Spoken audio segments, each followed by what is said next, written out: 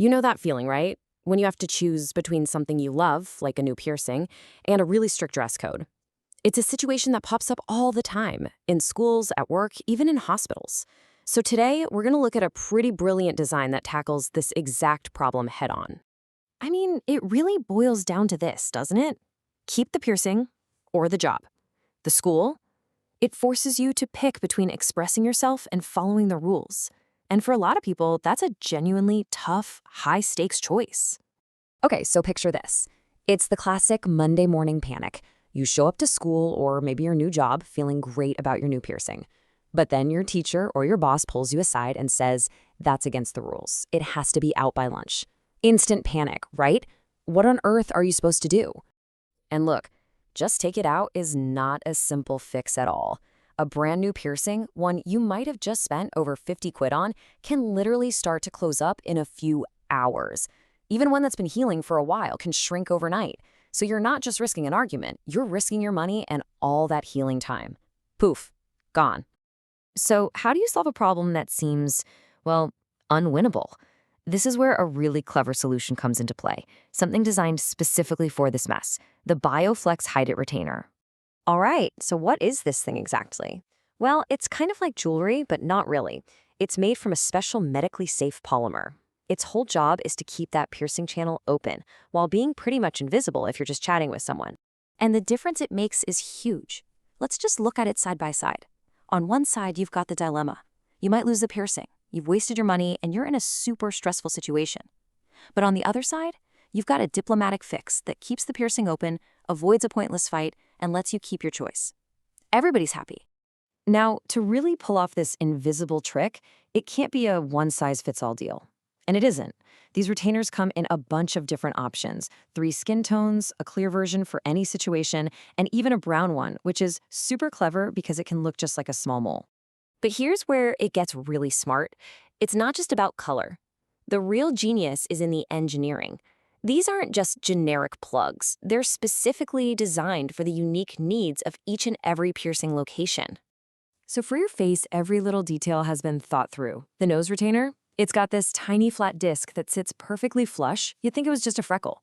For lip piercing, the backing is actually softer than your tooth enamel, which is a huge deal because it won't scrape up your teeth and gums like metal can. And for an eyebrow piercing, there's a neat little push-fit disc to make sure it doesn't just fall out. And that same level of detail carries over everywhere else. For ear cartilage, it's a super low profile disc that just disappears if you have hair covering it. For the tongue, a flat disc top replaces the usual ball, so it's way less noticeable when you talk. Even for a navel piercing, the bar is flexible so it moves with you and you don't get that telltale ridge under a shirt. But this is where the story takes a really wild and unexpected turn. Its journey didn't just stop at school or the office. This little tool of diplomacy found a whole second life, somewhere you would never, ever guess. Yep, you heard that right. The very same product that was designed to get around a dress code found a critically important job in the high-stakes world of the operating room. And when you look at this chart, it all makes perfect sense. Surgeons need all metal jewelry removed for really good reasons. Metal can conduct electricity from surgical tools. Yikes! It messes up x-rays and scans, creating these blurry spots. And in an MRI, it's a massive danger. BioFlex, though, it's non-conductive, it's invisible on x-rays, and it's completely safe for MRIs. It's a total game changer.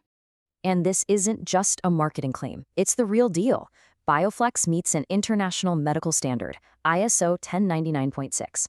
Basically, that means it's officially certified as safe enough to be implanted inside the human body. That's why more and more surgeons are actually okay with patients wearing these retainers during surgery. So you've got to be wondering, how did a product with such serious medical uses even come about? Well, the origin story is actually way more down to earth.